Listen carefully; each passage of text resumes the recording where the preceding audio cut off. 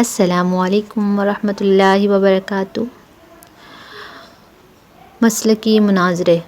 عباسیہ حکومت کے آخری دور میں ایک وقت وہ آیا جب مسلمانوں کے دارالخلافہ بغداد میں ہر دوسرے دن کسی نہ کسی دینی مسئلے پر مناظرہ ہونے لگا۔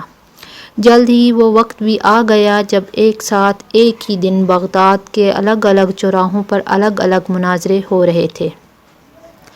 پہلا مناظرہ اس بات پر تھا کہ ایک وقت میں سوئی کی نوک پر کتنے فرشتے بیٹھ سکتے ہیں۔ دوسرا مناظرہ اس اہم موضوع پر تھا کہ کوا حلال ہے یا حرام۔ تیسرا مناظرہ کہ مسواک کا شرعی سائز کتنا ہونا چاہیے۔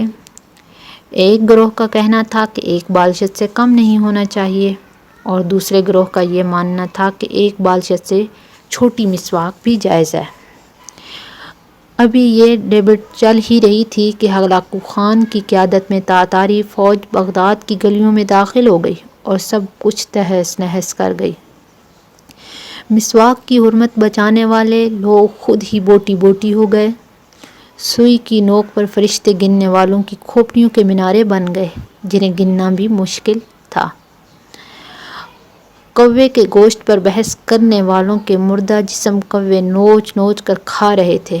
آج ہلاکو خان کو بغداد تباہ کیے سینکڑوں برس گزر گئے، مگر قسم لے لیجیے جو مسلمانوں نے تاریخ سے رتی برابر بھی سبق لیا ہو۔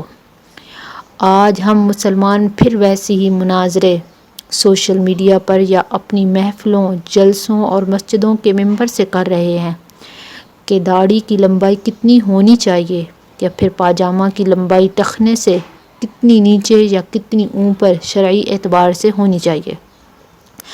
قوالی اور مشاعرے کرنا ہمارے مذہبی فرائض میں شامل ہونے لگے۔ فرقے اور مسلک کے ہمارے جھنڈے بردار صرف اور صرف اپنے اپنے فرقوں کو جنت میں لے جانے کا دعویٰ کر رہے ہیں، اور دور حاضر کا ہلاکو خان ایک ایک کر کے مسلم ملکوں کو نیست و نابود کرتا ہوا آگے بڑھ رہا ہے۔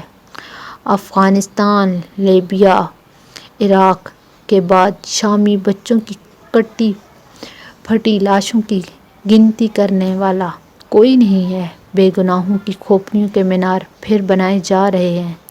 حضرت آدم علیہ السلام کی نسل کے نوجوانوں، بوڑھے اور بزرگوں کی لاشیں کوے نوچ نوچ کر کھا رہے ہیں، اور حضرت حوا علیہ السلام کی بیٹیاں اپنی عصمت چھپانے امت کی چادر کا کونا تلاش کر رہی ہیں۔